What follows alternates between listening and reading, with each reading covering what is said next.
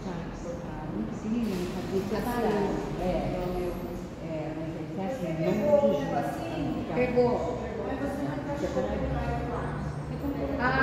Fui eu, minha filha, esqueci de tirar.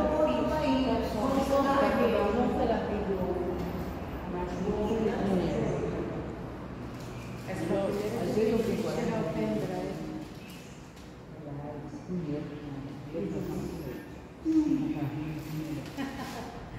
Boa noite. Bom, vamos começar mais uma aula. Como prometi, né? Vamos complementar a aula de quarta-feira. Quem perdeu, não se preocupe, que está lá, só fazer a revisão. Hoje a gente vai falar da consciência, os processos da aquisição dela, como a gente vai compreender isso de uma forma leve, simples. Antes de eu começar, da semana passada, ficou alguma dúvida? Ficava pensando em alguma coisa? Para a gente iniciar hoje já. Deixa o pessoal sentar. Tem uma lentinha ali atrás. É justo. Ali tem cadeira também. Pode puxar a cadeira aí. Acho que essa está bom, né? A minha dona essa aí.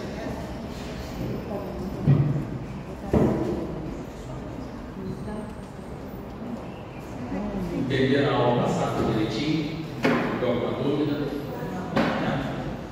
Então a gente vai começar aí esse estudo da nossa consciência, né? Então vamos começar. Bom, aí tentei colocar de uma forma bem simples para a gente compreender os nossos níveis de consciência, tá? Bom, consciente. Dá para ver aqui que ele está lendo o livro, né? Qual é a nossa relação com isso? É o que estamos em atividade, estamos conscientes, estamos aqui ouvindo, estamos estudando, esse é o nosso momento consciente, é o momento presente. E aí está estudando, o que vai acontecer com esse conhecimento? Né? A gente ouve alguma coisa, mas daqui a pouco a gente está ouvindo outro,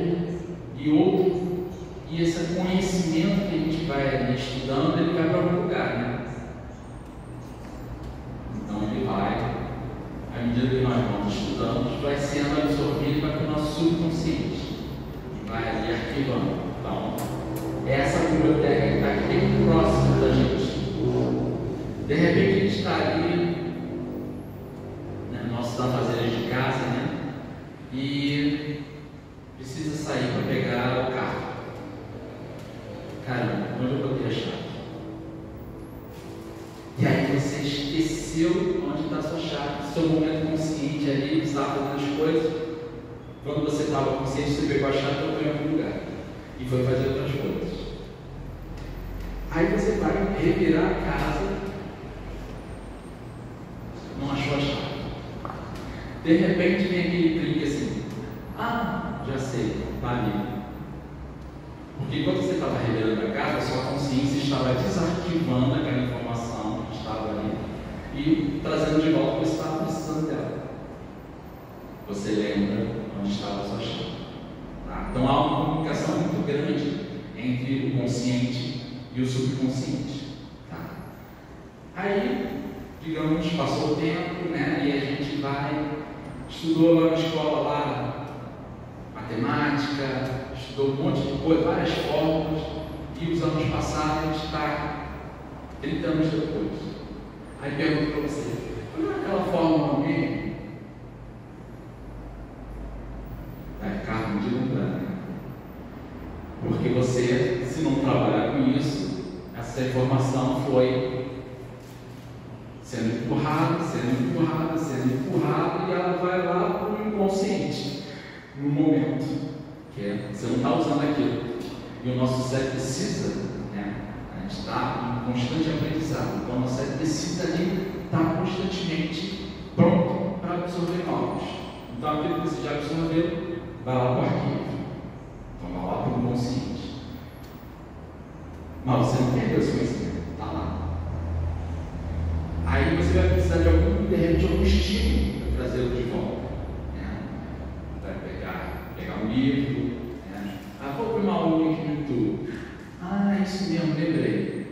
Porque você precisou estimular aquele conhecimento e trazê-lo de volta para a sua consciência. Mas estava lá guardado. Você vai apenas relembrando. Caramba, aí você volta lá na aula, né, vai fazer tudo aquele rememorando essa informação. Aí, né, digamos que você morreu. Todo esse consciente, essa informação que está na sua biblioteca vai para onde? Vamos perdê-la? Não perdemos nada, né? Está tudo guardado, arquivado, né? Mas nós temos uma outra zona, a supraconsciente. Tá? Depois a gente vai ver as relações dessas zonas com os nossos corpos espirituais. Está tudo entrelaçado, tudo interligado. Aí, cada vida, né, que nós temos, ganhamos conhecimento em muitas áreas, e esse conhecimento vai sendo arquivado. Que quem vai utilizar esse conhecimento em sua plenitude vai ser quem? O seu espírito. O seu espírito, que é o ser eterno, o seu eu verdadeiro. Né? Nós aqui somos uma personalidade. Aquela que nasceu com a preparação para trabalhar aquilo que você precisa desenvolver nesta vida. Todas essas informações aqui, para a gente resgatar, ela vai precisar de um estímulo ainda mais forte. Pode ser, né, aqui acontece muito o que nós chamamos de animismo. Tá? Quando você é médico de você mesmo, quando você consegue buscar as informações que você já adquiriu no seu próprio. Isso tudo aqui está guardado lá no corpo búdico, tá? Que é o corpo onde fica arquivado as informações de todas as nossas experiências. E aí isso pode vazar através do animismo, que é uma mediunidade, né? Uma terapia de regressão, né? Você vai lá, vai buscar o arquivo que precisa para trazer, mas não perdemos nunca. Um dia, quando a gente evoluiu o suficiente, é tudo isso aqui que nos espera. Quando a gente vai se tornar pleno, consciente de todas as vidas que vivemos, com todo o potencial de conhecimento, e aí a gente se torna um espírito mais evoluído. Né? A gente já consegue acessar todo o nosso conhecimento de forma plena.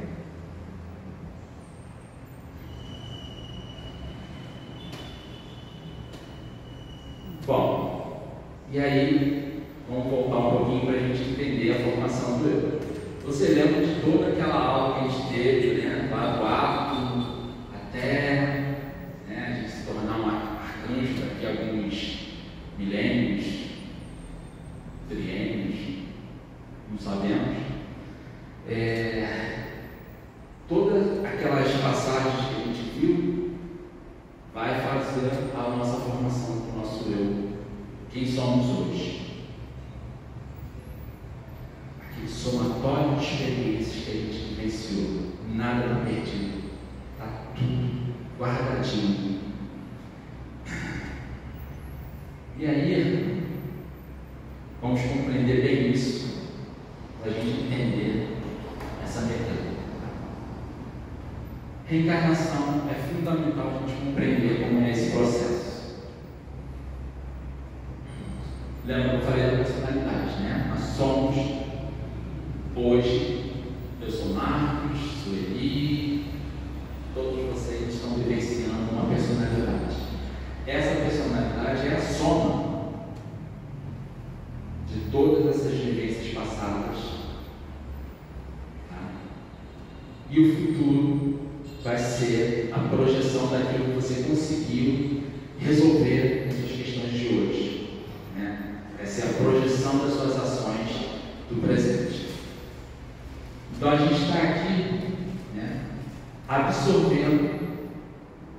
quando a gente reencarna, nós temos o quê?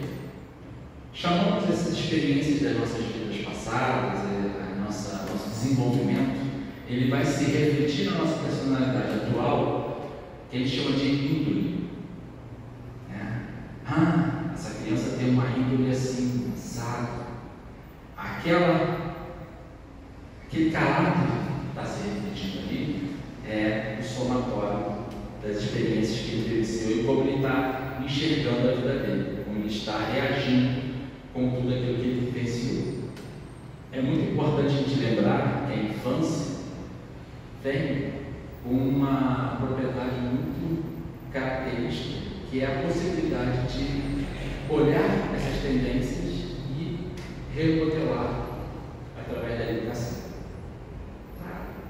Durante 7 anos, o espírito está ali processando a sua encarnação, que a gente chama de Napoleão de Napoleão, e 7 anos ela se consolida. E aí, aquele espírito está totalmente encarnado. Vai conseguir, vai bloquear a educação dele? Não, porque o nosso processo de educação é constante. Mas aquele processo que a gente poderia estar intervindo com maior intensidade, vai ser um pouquinho mais difícil. Esses 7 anos iniciais é fundamental a gente observar a formação daquele pequeno eu, para que a gente possa observar como ele se comporta, se ele divide fácil, se ele tem um comportamento egoísta, se ele é agressivo. Assim a gente vai observando as tendências que aquele espírito está trazendo. E aí a gente pode dar o auxílio a ele, que é o papel dos educadores, pais, todos os educadores que vão cruzar pela frente dele, evangelizadores. Todo mundo tem esse papel de auxiliar aqueles que estão chegando na sua encarnação a se autoconhecerem, à medida que nós também vamos nos autoconhecer. É sempre uma troca, a todo momento. Cada pessoa, cada situação que a gente vivencia é um aprendizado, é uma aula, é uma troca que você está crescendo. E muitas vezes aquele espíritozinho que está ali pequeno, ele é um espírito às vezes de elevado e ele vem para te educar.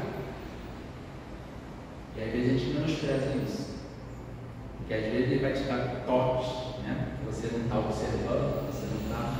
Se a gente tiver também a capacidade de ouvir, a gente também vai fazer essa troca, tá? Porque a criança é a índole, que ela está trazendo de bagagem espiritual, mas ela também vai ser o somatório dos pais, de todos aqueles que estão ali próximos. O meio que ela está reencarnando também vai influenciar. Então, olha como vai ser formado uma encarnação. Os estímulos que ela vai receber. Isso tudo vai favorecer o seu desenvolvimento ou atrapalhar o seu desenvolvimento, conforme esses estímulos estão chegando. Então, a gente tem que ter atenção a todo momento com todas essas áreas de vida. Como essa criança, com quem ela está convivendo, como ela está se desenvolvendo. E à medida disso também a cultura onde ela está encarnando também vai influenciar no seu desenvolvimento.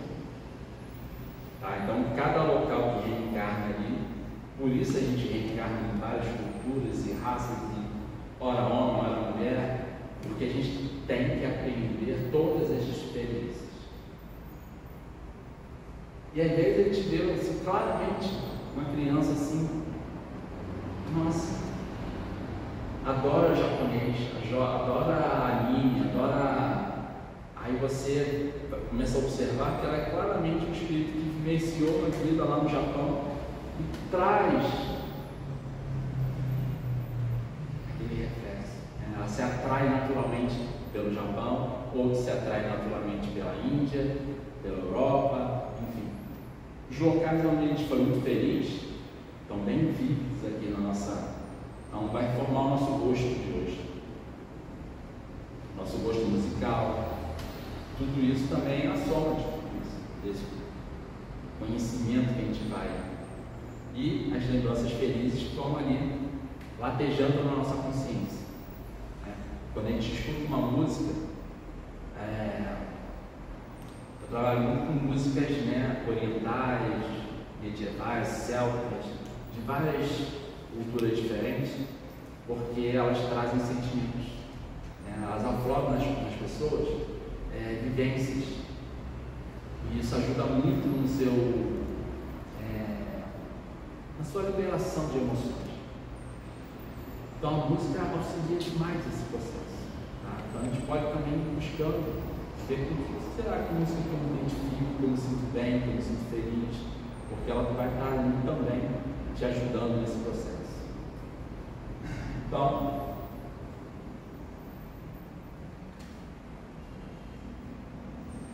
passado, presente e futuro, né? A gente vai estar aqui ainda que a gente está trazendo do nosso passado, tá? Os estímulos do presente, tudo aquilo que eu falei, educação, convívio cultural, né? Escola, cultura, todos os estímulos que aquele ser vai absorver. Isso vai ser igual ao seu futuro, né? E como você lidou com isso vai se refletir em quem você vai se tornar à medida que vai lidando com todas essas situações. Alguma dúvida? Ficou claro?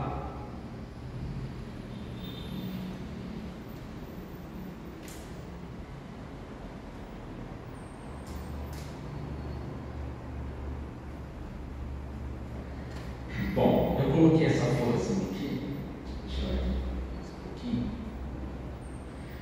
porque Deus, né, quando vai criando a gente, vamos pensar na forma de um jardim. Ele semeia o universo todo. Nós somos essas flores que a gente vai, né, colorindo o universo. Cada flor é única, cada um de vocês é único. Cada um de vocês tem um perfume seu, a sua essência. Essas flores, né, que estão ali no jardim, às vezes a gente se agrega nessas flores e a gente cultiva, né, as nossas emoções. Você acha bonito, você acha feliz, né, de amor, de simpatia, de esses estímulos do presente, às vezes você não sabe lidar com eles. E aí o que vai acontecer, né, na nossa formação do nosso eu, quando ela começa a adoecer? A gente começa a proteger o nosso jardim. A gente começa a colocar um farpado em volta. Não, você invadiu o jardim, pisou nas flores que eu te ofereci com tanto amor. Aí vem a pessoa de ingratidão, né, traição. Enfim, seres humanos que está todo mundo ainda com uma visão errada do que é ser feliz. Quando as pessoas devem entender que ser feliz é meu prazer, meu ego,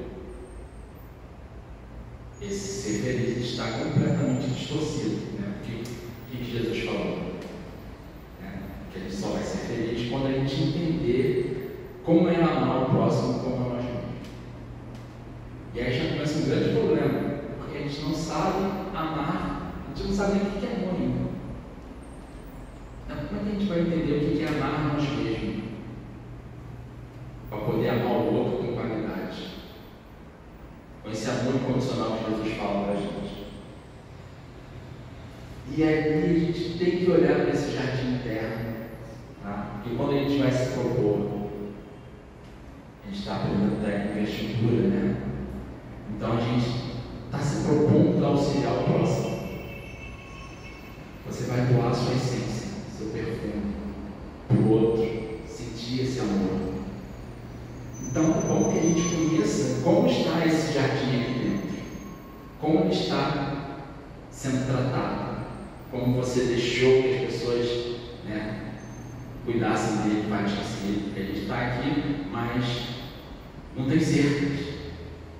De vez em quando alguém invade, né, maltrata, pisa. Eu lembro uma vez,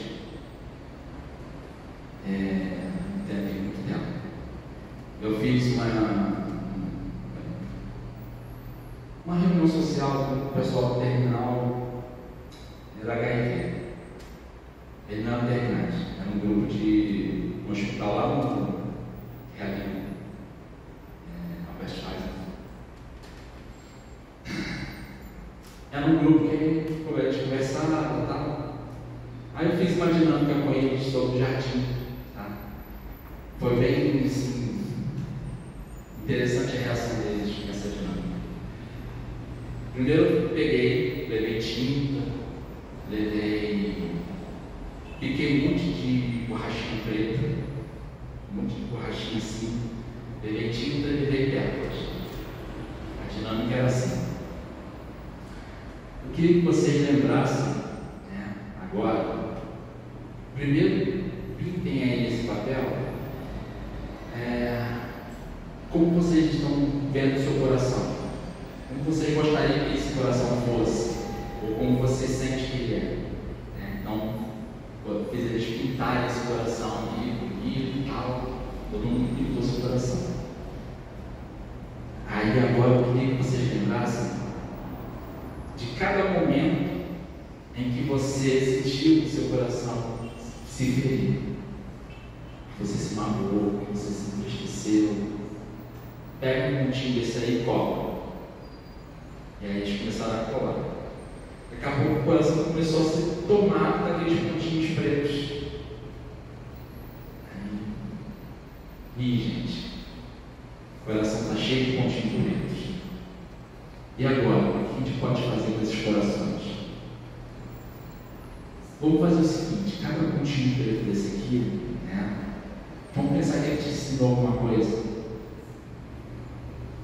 O que você aprendeu com essa vivência que te feriu, que você fez achar que era um ponto preto? E aí foram as emoções fluindo, e chorando. Vamos fazer o seguinte: tudo isso aqui foi uma vivência que vocês precisavam aprender. A dor está aí, esse momento de dor está ensinando vocês. É difícil a gente falar sobre isso de uma forma totalmente sem religião. Então você tem que falar de uma forma bem psicológica, sobre emoções.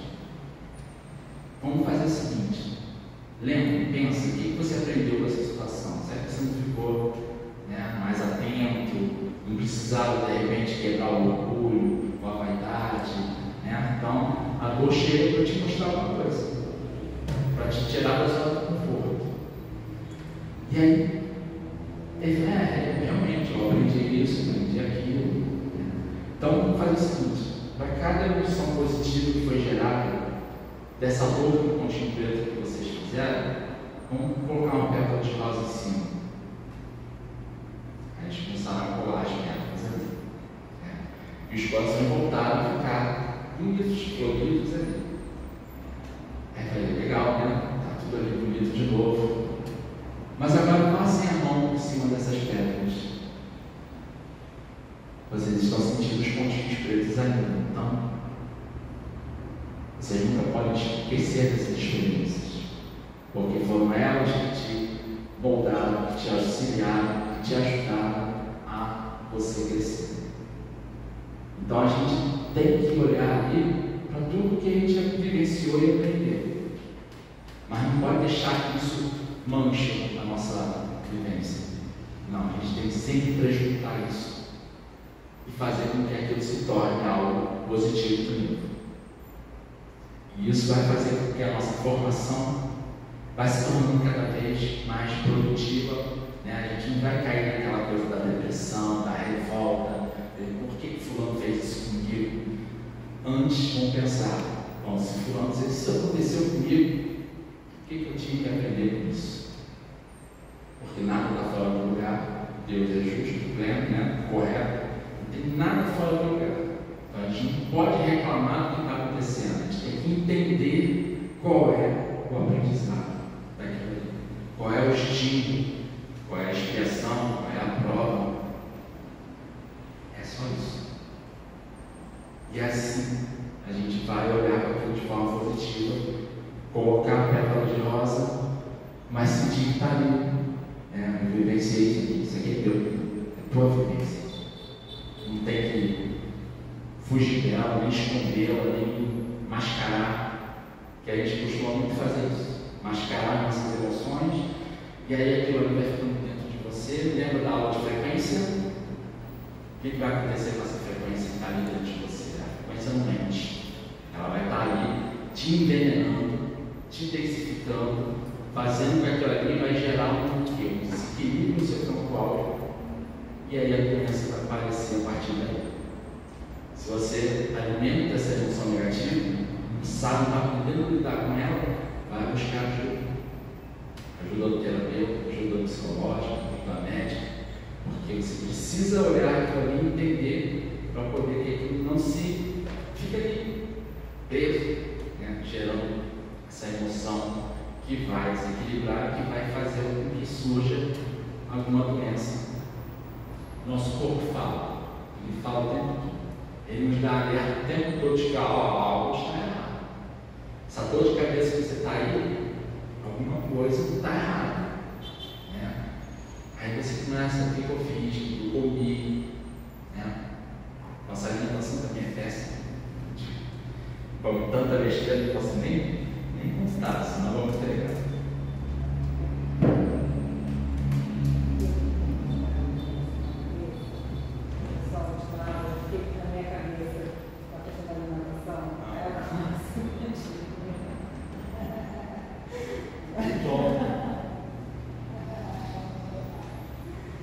Então, isso aqui é um poema que eu escrevo, eu gosto de escrever, eu gosto de transformar as minhas emoções em poesia, em texto, porque eu acho que é uma boa forma de lidar com elas e fazer com que isso se transforme na flor, em cima daquelas emoções que você vivenciou. Então, desde a adolescência eu aprendi a fazer isso. Tive lá minha bandinha de heavy metal para poder botar para fora algumas emoções. A banda foi, mas depois que eu iniciei os estudos, eu fui percebendo que esses textos tinham uma orientação ali por trás. Nossos amigos protetores ali estão o tempo todo do nosso lado. E essa aqui é um resumo que eu achei assim, bom, é perfeito para esse momento. Eu trouxe para vocês. Eu acho que dá para todo mundo. Por favor.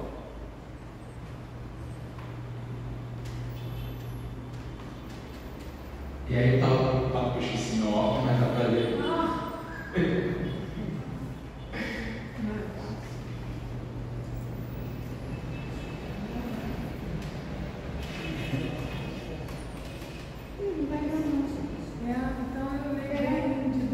Eu leio com ela aqui, passa para lá, leio de dois em dois.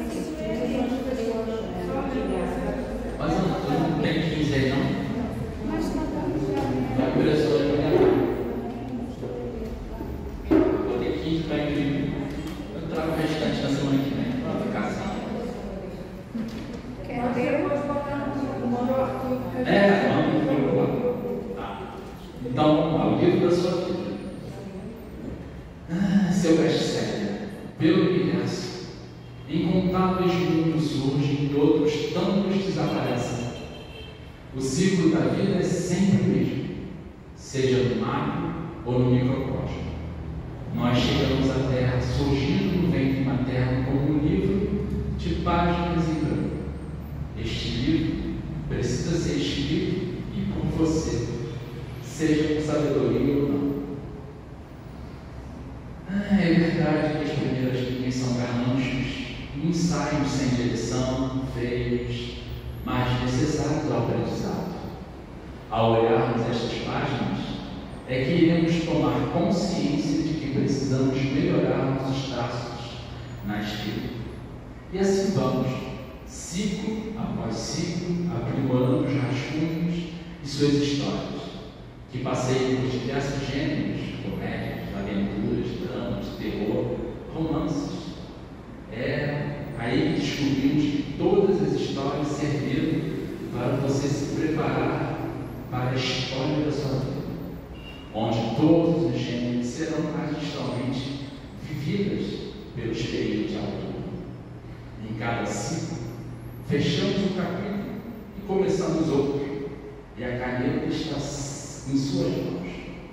Não sabemos quando o editor irá chamar para ler a nossa história, e ele faz a gente rever todos os capítulos para ver se esquecemos algo.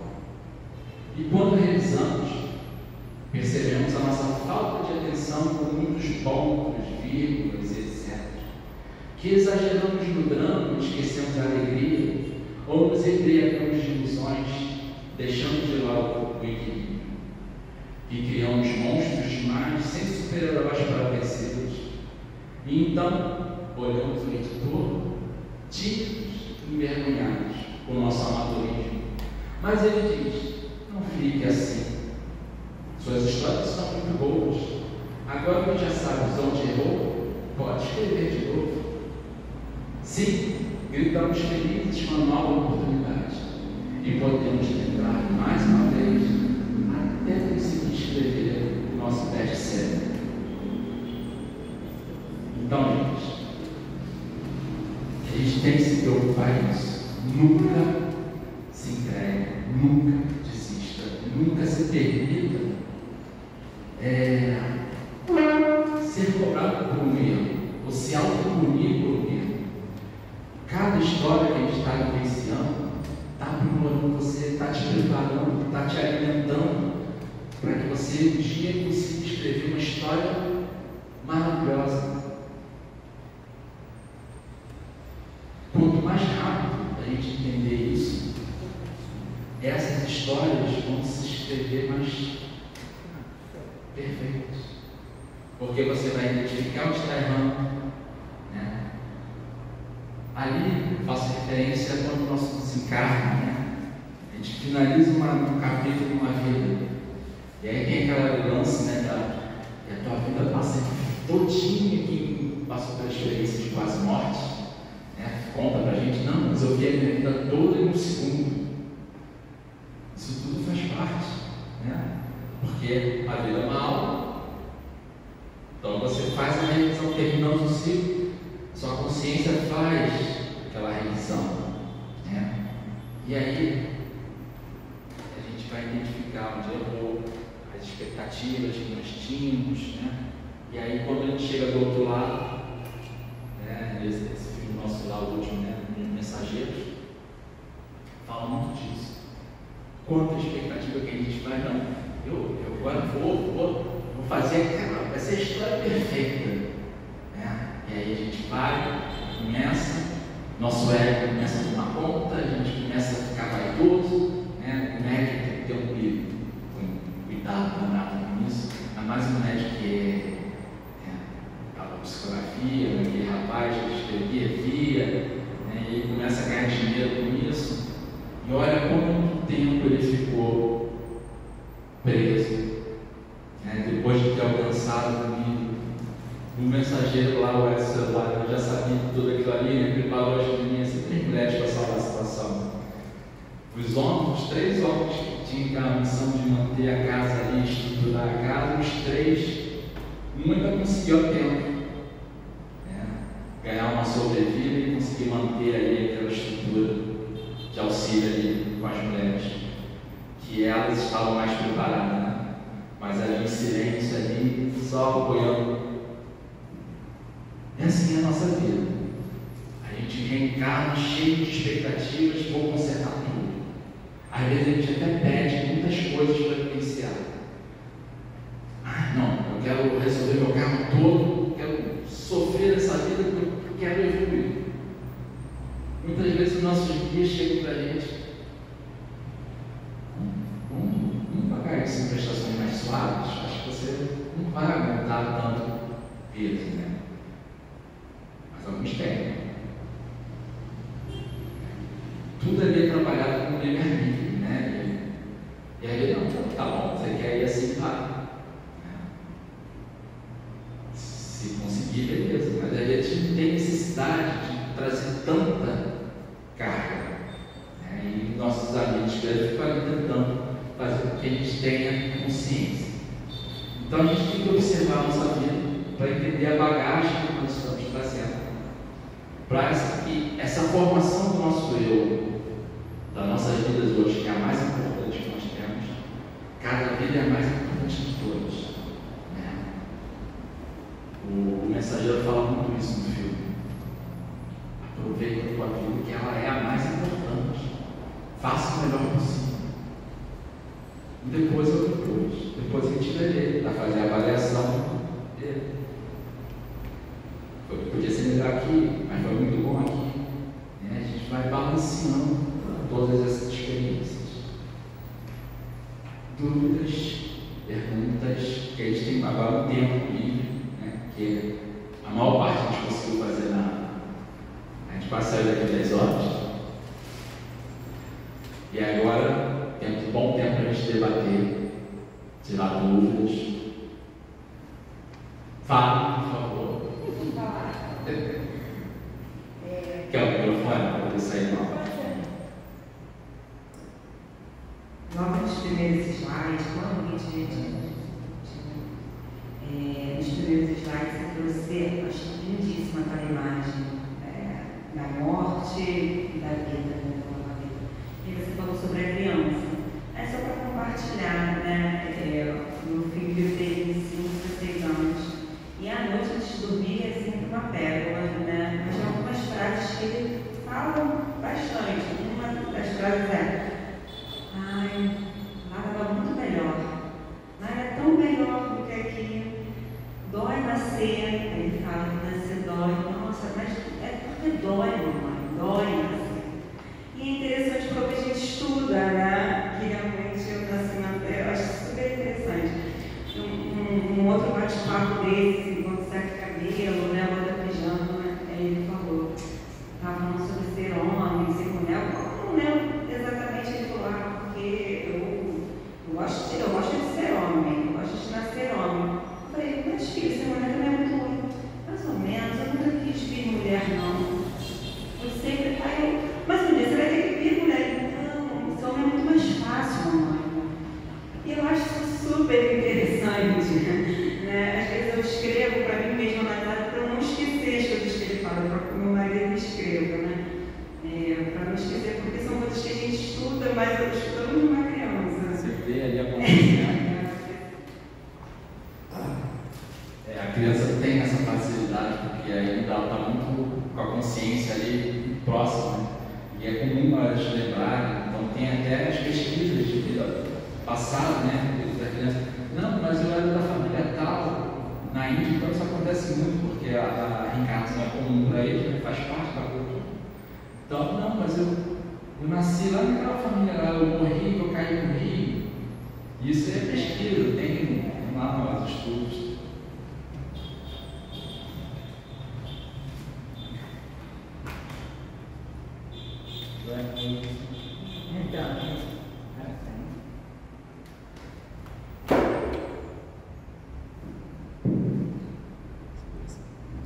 Boa noite. Então, as minhas experiências também são sempre com meu filho. Quando ele tinha assim, uns 3, 4 anos, ele uma vez virou para mim e falou assim: mãe, você sabia que eu te escolhi como minha mãe? Tinha um monte de mãe, mas eu escolhi você como minha mãe. E ele falou que você tinha uns 4 anos e depois já adulto, ele repetiu isso de novo para mim: esquece que eu te escolhi como minha mãe. E quando ele tinha assim 2 anos, eu frequentei um centro espírita, eu morava no Penha, eu não lembro mais o nome do lugar. Mas assim, na época eu estava bem perdido, porque eu estava separada, eu tinha me separado em 1 ano e 4 meses. Então assim, meu ex-marido não me ajudava, então era uma situação bem difícil. E eu ia lá porque eu estava perdida mesmo, uma vizinha que me levava, e eu sempre ia nos passes, escutava uma prece. E uma vez, e o meu filho sempre teve essas curiosidades, tipo, bem miudinho, bebê de colo, tinha mania de ficar olhando, acompanhava, assim, coisas que a gente não via, mas ele acompanhava com o olhar. E uma vez, um médico lá do centro falou para mim: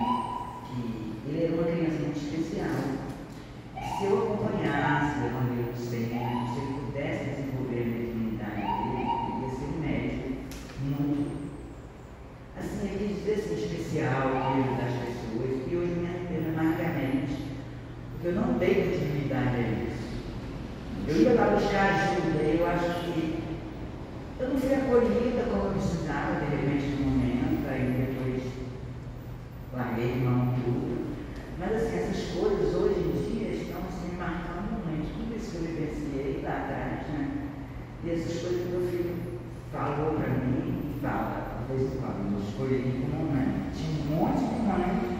Era uma calçada com um monte de mãe, mas eu escolhi você como minha mãe. Isso é bem forte para você. Quando eu lembro disso, sempre que eu lembro, falo, dá vontade de chorar. Fico bem emocionada. E hoje em dia, assim, me arrependo de não ter dado continuidade desde aquela época. Você fez o que A podia fazer frequentar o lá. centro, a continuar. Entendeu? De repente hoje eu seria uma pessoa melhor, meu filho teria também. E pensa assim, Sei lá. você fez exatamente o que conseguiria fazer na época.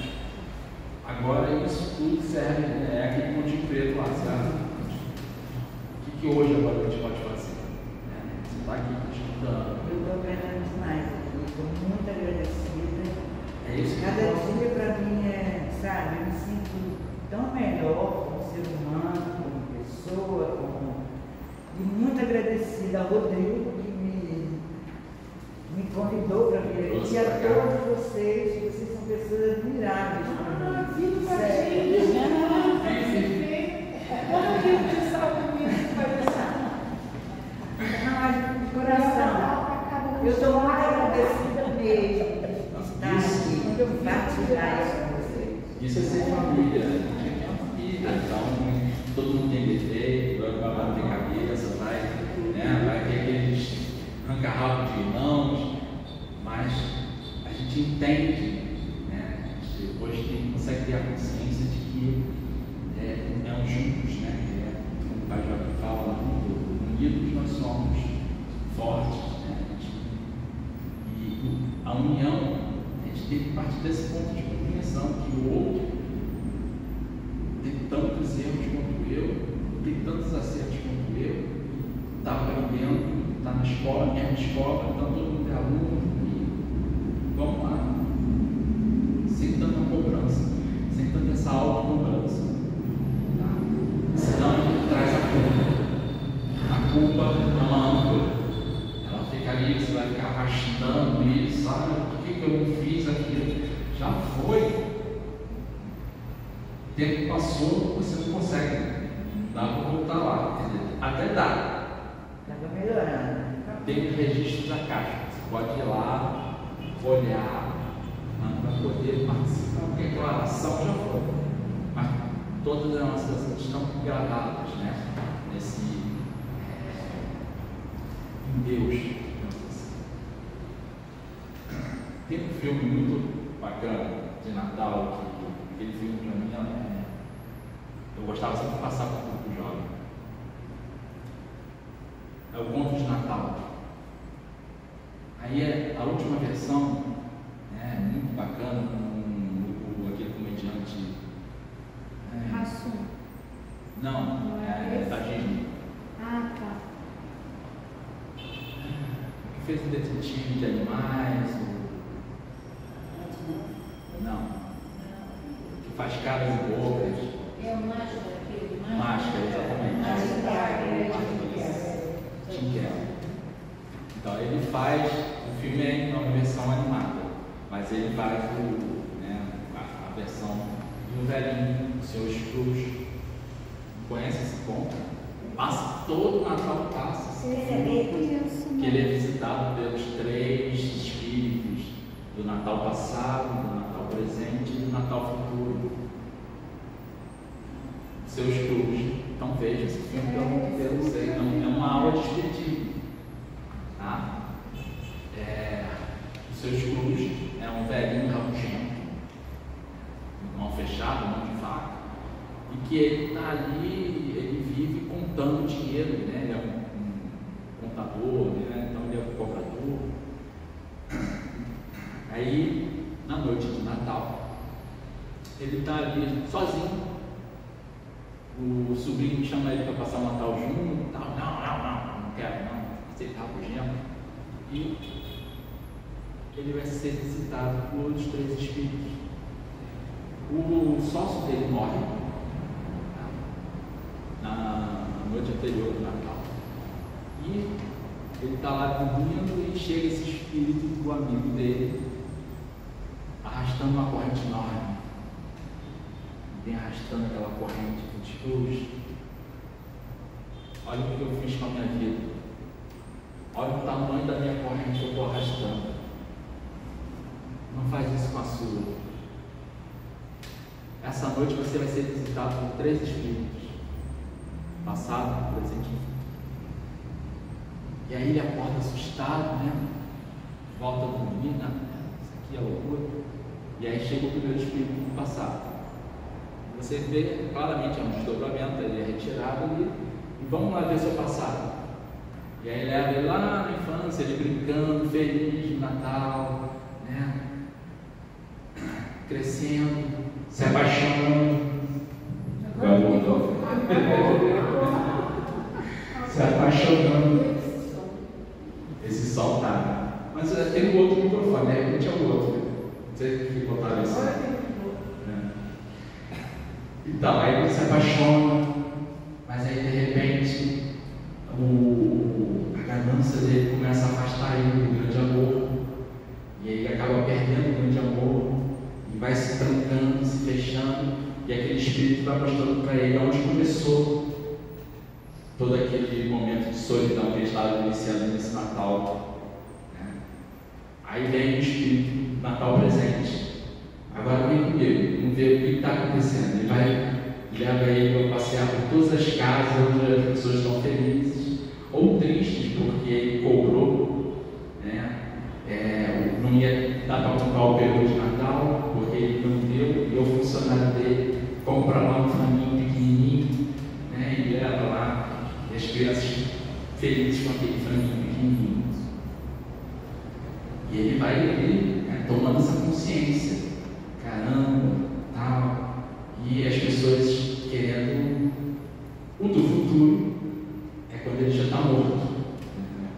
Ele já vê o caixão, já vê todo mundo entrando na casa, arrancando cortina, arrancando esse velho que morreu finalmente, né?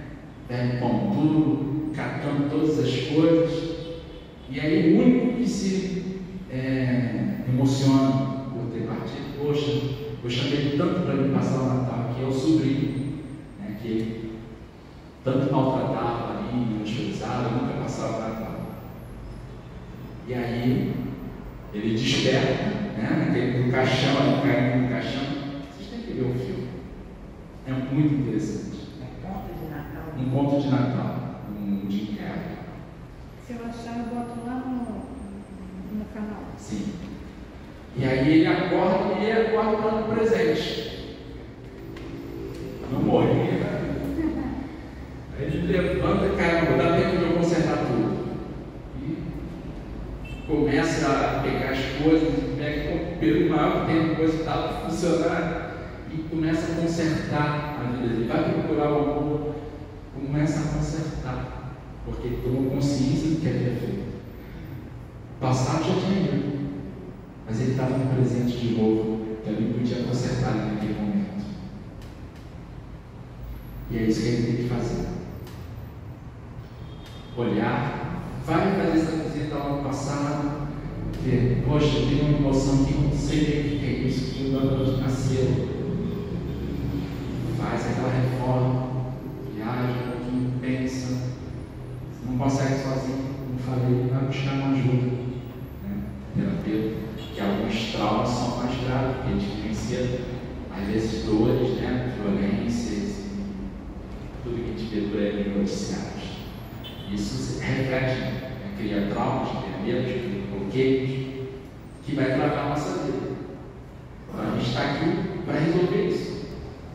Então vamos resolver, identificar, para poder trabalhar e se tornar cada vez melhor.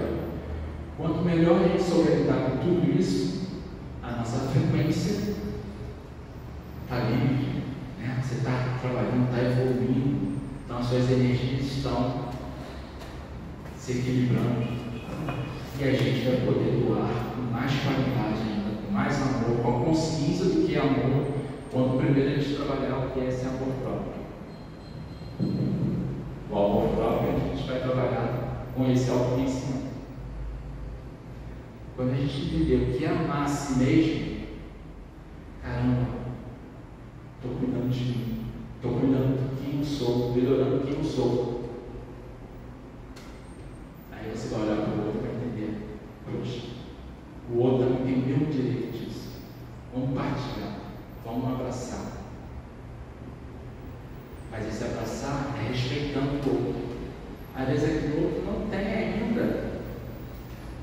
esse clique que você está tendo a oportunidade de desenvolver.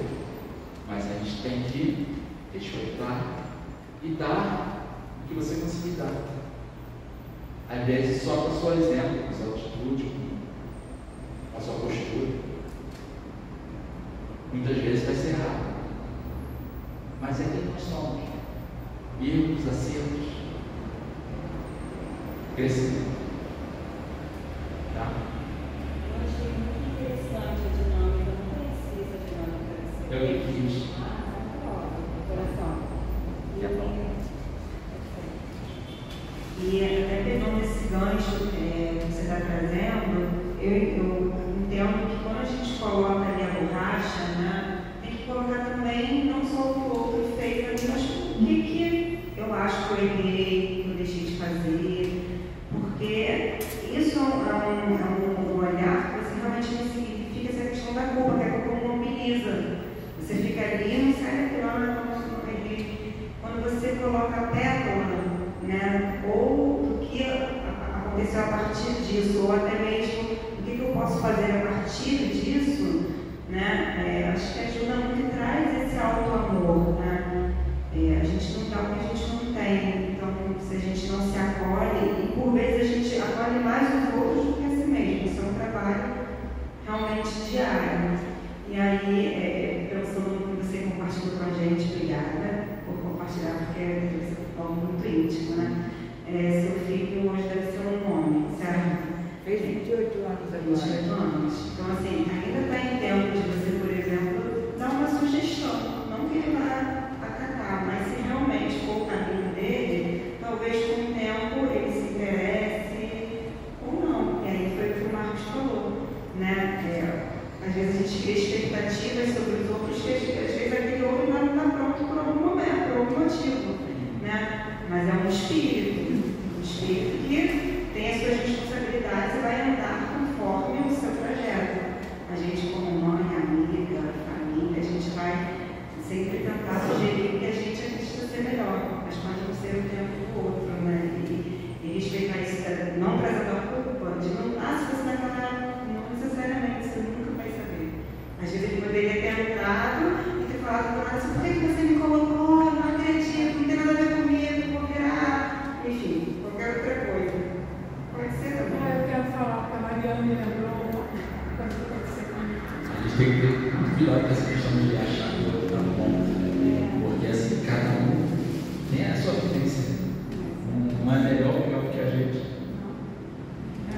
Antes era a Joana diz isso, né? A gente está encarnado num mundo imperfeito, todo mundo perfectível, a gente quer que o outro seja perfeito, né? Não dá. A minha filha, uma das minhas filhas, vou dizer o nome para vocês não acharem. Já tem 7, 8 anos e eu estava tentando uma bronca, e ela disse para mim: eu não pedi para nascer. Eu disse assim: você não só pediu, como implorou. Você pediu demais para nascer. Eu não posso ter escolhido você. Eu falei: querida, você implorou porque eu fosse sua mãe.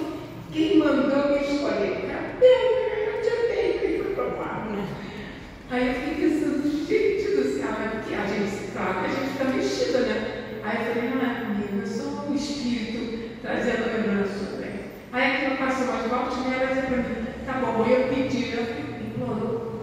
Porque eu tenho que aceitar, porque é uma coisa interessante. A mãe tem que aceitar seu filho.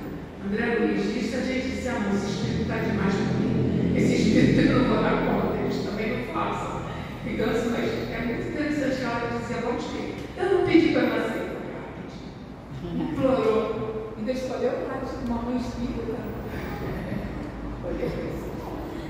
Ser mãe é muita Ser mãe é responsabilidade. muita responsabilidade. O Gustavo fala assim: eu só desci que era para ser meu pai. Vocês estão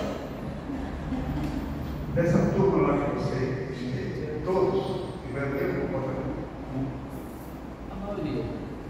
Porque nós sabemos aí de pessoas, mesmo a mulher, o homem, que estão ouvidos, e eles não querem saber, continuam transando normalmente, sabendo que estão arrebentando. De vez em quando tem que ser preso, uma mulher que é presa, um homem que é preso, sabendo que estavam contaminados, de alguns sinais visíveis, e saíram pegando quem eles achavam.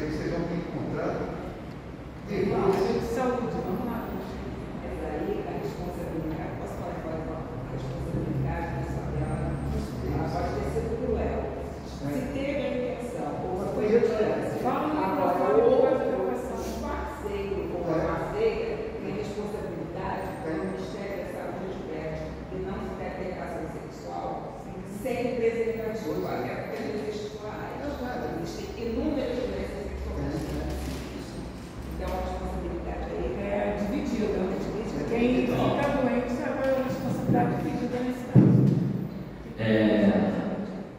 Numa situação dessa, né, a gente se coloca sempre como não estamos ali para julgar, a gente está ali para compartilhar e normalmente quem está buscando ajuda no grupo de apoio, ele está com uma consciência aberta, ele está com uma consciência de buscar socorro, tá? Então, o comportamento, esse tipo de pessoa não vai buscar um grupo, ele ignora isso, ele está agindo ali, está na revolta ainda. Então, dentro desse grupo, normalmente é a pessoa que está aberta a receber, está mais aberta. Ela pode ter a revolta dela, está mexendo e tal. Mas aí, a gente. É como o nosso trabalho aqui. Nós somos sacerdotes. Né? A pessoa vem trazendo, às vezes, né? A Regina escuta muitas histórias, muitos dramas, muitas vivências, que não cabe a nós julgar. A gente escuta, né, aquelas histórias, às vezes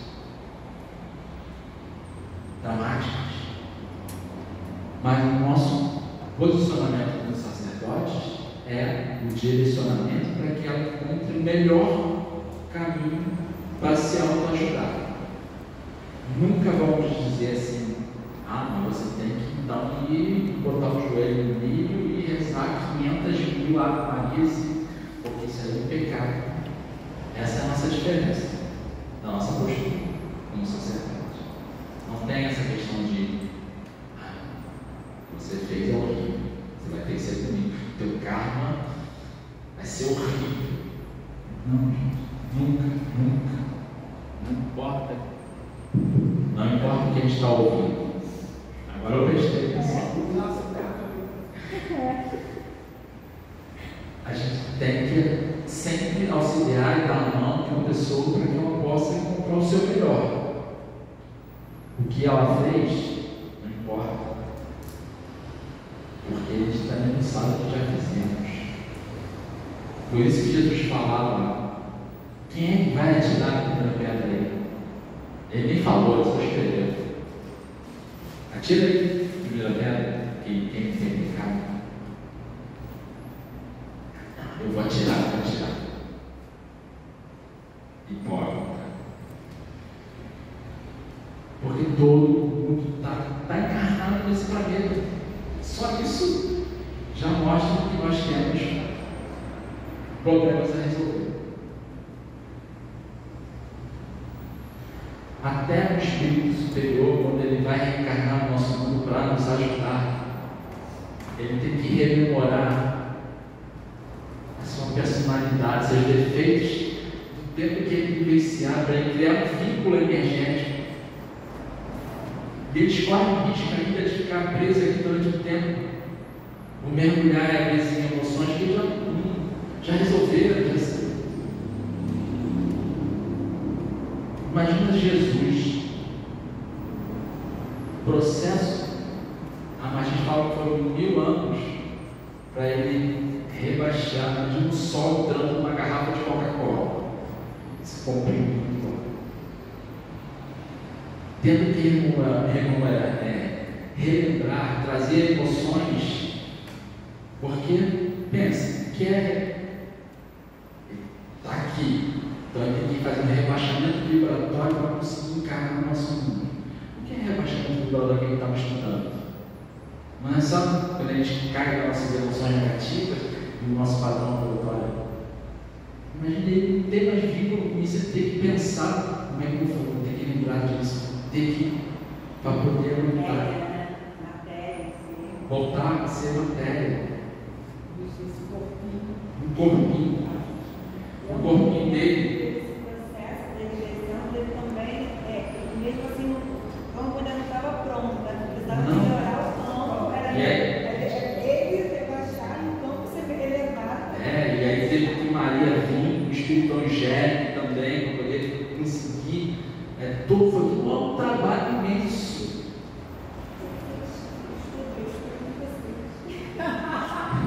Essa menina é minha vida. Então, a gente tem que fazer por merecer essa dedicação que ele teve de vir aqui e deixar uma nova para a gente evoluir. O nosso agradecimento tem que ser esse, tentar melhorar o máximo possível, agradecer por tudo que Ele fez por nós. Aquilo, o martírio de sofrer na cruz, morreu por nós, lavou nossos pecados. Não. Ele veio fazer exemplo da sua vida por nós, e isso é o que interessa. Porque Ele trouxe de exemplo de vida. O martírio, os homens provocaram isso. Quanto tempo? Ele também não conseguiria ficar muito tempo, o corpo dele já estava explodindo, suava sangue, uma pressão imensa, o espírito dele já não estava mais comportando aqui. Então, ele não morreria, não viveria tanto tempo, ele iria desencarnar, mas poderia ter sido de uma outra forma, poderia ter ensinado muito mais a gente, mas enfim. Ele trouxe o que nós precisávamos.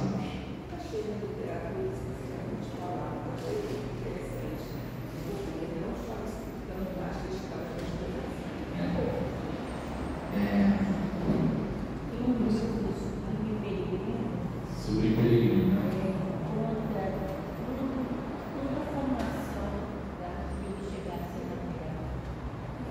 a preparação.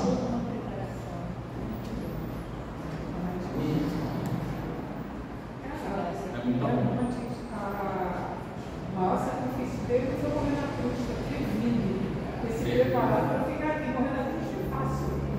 Isso é. Imagina alguém chega para você, olha, você vai precisar mergulhar lá no Rio de Jacaré ali. Imagina isso. A gente vive em neandertais.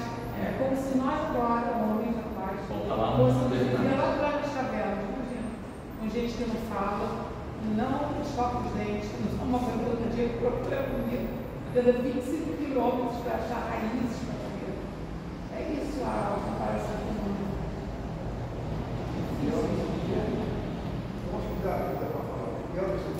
Mas não sai na gravação direito, não é? Fica boa na gravação? Eu acho que não. Eu acho que é bom falar com o professor. O pior disso tudo é nós sabemos duas coisas. Os ignorantes dizem que eles suavam sangue com medo da morte. Eles não acreditam nesse programa que nós sabemos que veio para se doar pela causa do Senhor. Se doar nele. Para mim, o programa está corrido. Ele pode falar assim: se eu posso, vocês também podem. Né? Isso é verdade. Ele diz: se eu posso, você também pode. Se deixou sacrificar. Todo o programa foi estabelecido para isso.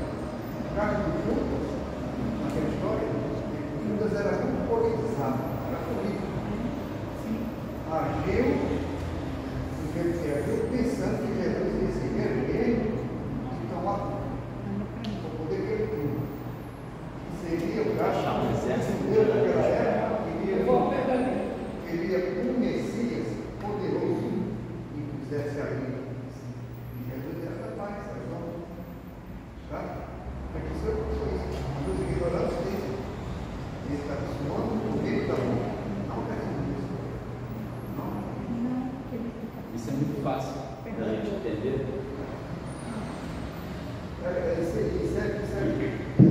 Você desligou. Um dedo de embalagem. Isso é muito fácil da gente entender a questão na Idade Média, às algumas doenças usavam sanguessugas para tirar ali, a pessoa precisava ser drenada, porque ela estava ali. Então, o processo dá uma descarregada, e alivia a pressão do corpo. Despressuriza. E quantas vezes tem que fazer uma sangria, alguma coisa assim, como processo. Hoje em dia a ciência já está bem mais avançada. Tipo, precisa pegar uma sanguessuga para botar. Mas o corpo às vezes faz isso por ele mesmo, quando o recurso não tem outra coisa para fazer. Bom, 9:10. Mais alguma pergunta? Mais alguma dúvida? Colocação? Tudo ok? Aquele caso da OAB, esse processo que eu falei, esse pessoal todo formou uma espécie de corrente da morte, né? O homem chega em casa, minha esposa, a mulher está com o marido, por aí vai. Não é só eles que vão, não é só eles. Vão marcar as consequências dos seus atos. Tem gente que encher um avião e vai cair. O desencarne coletivo, né? Aliás, surgiu muitas dúvidas com o acontecimento que teve, né? Do avião que caiu.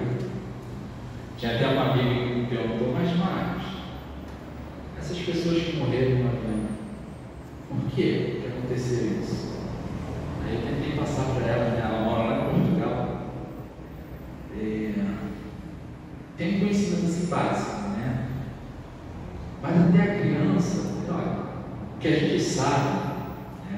Vamos aproveitar para ela estudar um pouco. O que a gente sabe imagina assim, eu peguei um exemplo, imagina aqueles grupos bandoleiros que invadiam uma aldeia, saqueavam, queimavam, matavam todo mundo, né? Então esse grupo que trabalhou junto ali, provocando isso, eles se uniram numa situação de karma coletivo. Mas estão reencarnando, estão evoluindo,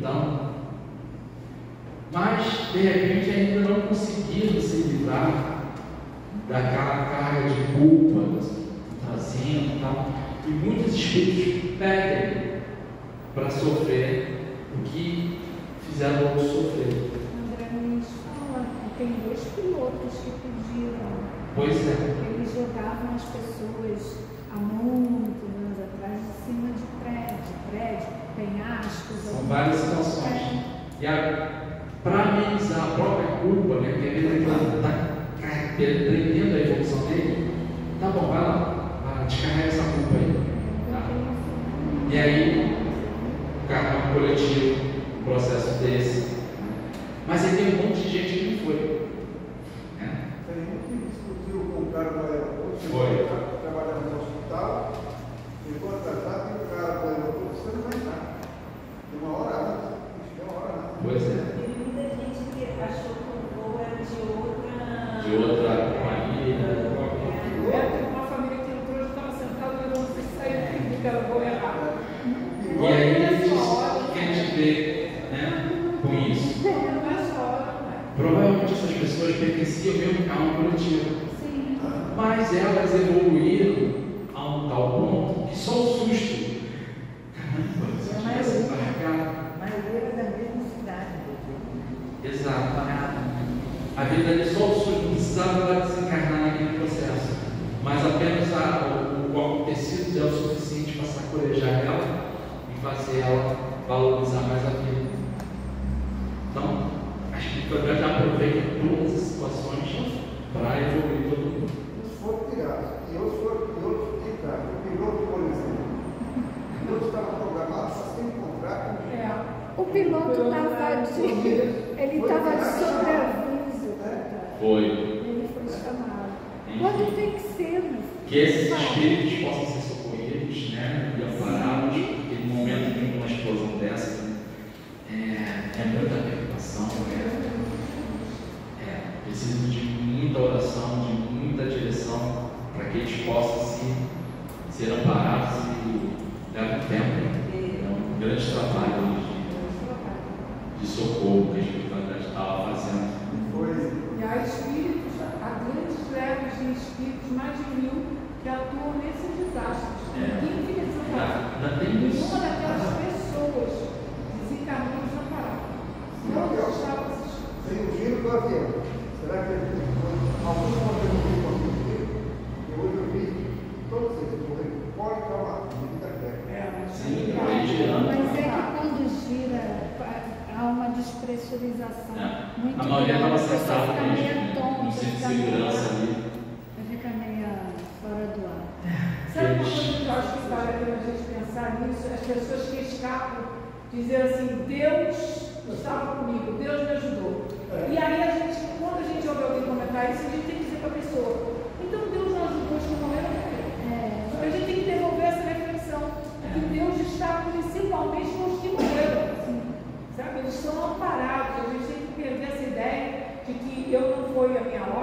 porque Deus me ajudou, né? Eu mereci.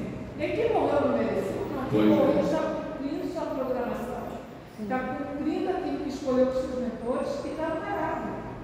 Na Porque aí verdade, assim, já tem mais coisa para resolver aqui. aí Joana diz, Exatamente. escolha o amor para resgatar. Escolha o Escolha o amor. amor. Então, daqui para frente a gente já pode escolher o amor, vai treinando. Aí a gente vai crescer. Ontem, na incorporação da sessão de terça-feira, eu falava muito sobre o amor. Foi uma puxada de orelha muito amorosa. Se falou muito sobre o medo, né? Que as crianças, elas precisam, às vezes, que seja colocado um pouquinho de medo para que ela possa entender a maneira dela para poder começar a fazer as coisas certas. Mas que nós que estamos aqui, nós que estamos estudando, nós que já despertamos para uma, me corrija, você que estava presente, né? Que já despertamos para um desenvolvimento da espiritualidade, e não existe mais a necessidade do medo, né? Porque o medo ele prende muito a pessoa. E aí o Espírito falava assim, precisa de amor, mas ele colocava um ênfase. Aí falava um monte de coisa que a gente, no dia a dia, não estou me lembrando agora exatamente, que a gente tem receio, né? As nossas dificuldades, as nossas deficiências, ele falava com tranquilidade. Qual é a solução para isso? Amor. Então é amor, amor, amor. Achei, foi muito bom, sabe? Foi uma puxada de orelha muito amorosa. Falando inclusive das pessoas que estão trabalhando aqui, né? Cada um já está nos seus setores, nos seus devidos setores. Eu tenho um livro chamado Menos Medo, Mais Amor. Quanto mais você aumenta o amor, você diminui o medo. E a Joana diz que o contrário do medo não é coragem, é amor. O medo, Está afinado. o medo tem a sua função evolutiva.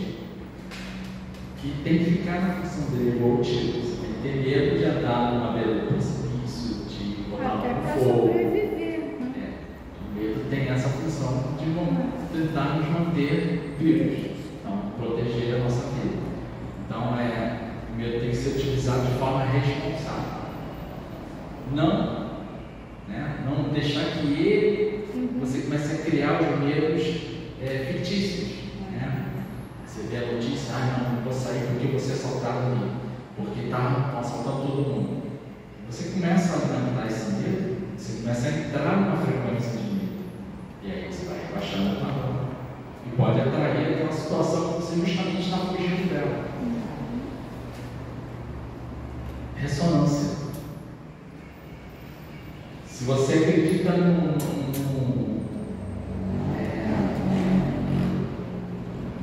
pensamento clássico, né?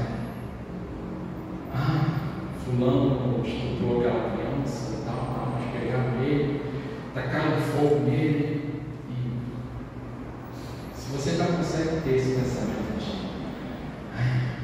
ainda bem, mereceu, menos um, então você ainda acredita que esse tipo de violência é a solução para as coisas.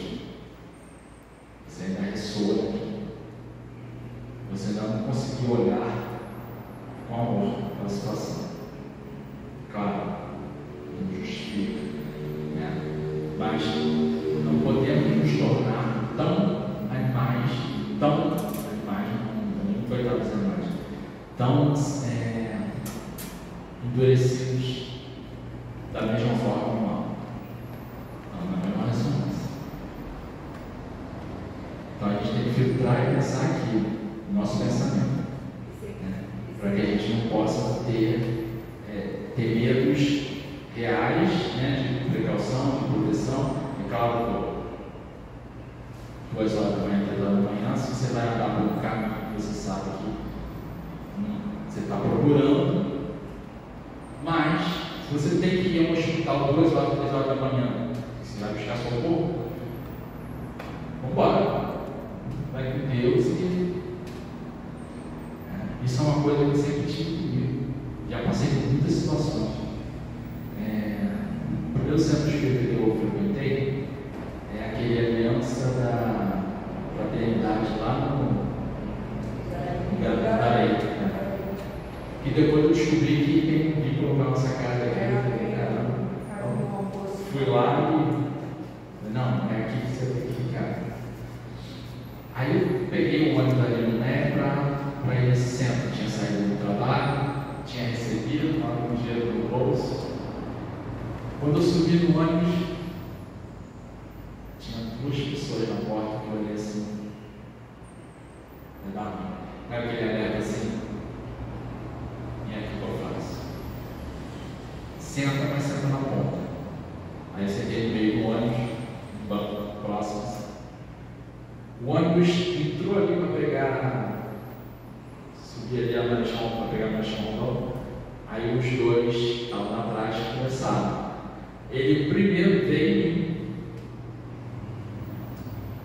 e revistou, isso estava armado, uma coisa de segurança, uma coisa. E revistou e virou para o outro. Esse aqui tu libera. Esse senhor aqui também. O resto todo mundo vai passando aí rapidinho. Você fica. O pessoal vai pensar muito junto.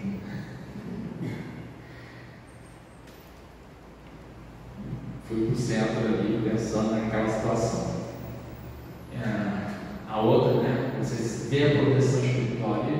Eu saí do Rock in Rio. Maracanã, foi o Maracanã. Um dia do Reverendo, com certeza.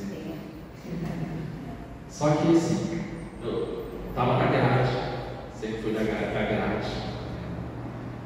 Só que naquela época não tinha estrutura como tem hoje. Era aquelas grades de ganchinho que o pessoal usa na rua separado. Aí assim, tinha uma pessoa na minha frente, eu estava aqui, assisti o show que eu queria e tal, e tinha o Guns N' Roses, era o último show. Aí a pessoa que estava aqui passou mal, saiu. Eu falei, opa, estou na grade. Aí daqui a pouco aquele ganchinho assim, quebrou. 10.000 pessoas atrás de você. Vai começando o show, todo mundo quer ir para frente. Então a pressão começa a ficar muito grande ali na frente. E aquela coisa quebrada, e os seguranças assim segurando, e ela na frente. E voltar, não pode deixar de ir. Eu fiquei assim, uma meia hora ali, aguentando, fazendo aquela força. Chegou o momento que o Guns N' Roses me perdoe, eu vou ficar aqui. Aí eu falei do segurança, vou sair. Saindo e tal, eu fui para a bancada lá, fiquei lá, assisti algumas músicas e me deu muita assim, vou embora, cansei. Desci ali aquela música na Maracanã, sozinho, todo mundo dentro do show. Aí vinha 2 cidadãos assim, bateu aquela mesma sensação. Aí eu olhei assim, e um ônibus passando rápido. Aí eu, pá! Ele parou. Ele parou, eu corri, né? E aí o pessoal, vai lá. Peguei o ônibus, passei aquela situação. Então você vê que Deus está todo momento ali. Se você está atento, se você está conectado, Ele te protege, Ele te dá ali e diz, faz isso. Toda vez que eu consegui, deu ruim. Mas eu estava namorando aqui embaixo, na casa de forró. Aí saiu um tiroteio, uma rajada de tiro ali, peguei, saí correndo com ela. Mas você falou que não tem medo dessa onde da guarda é bom? Claro, mas vai que ele está almoçando, vai dar um lanche.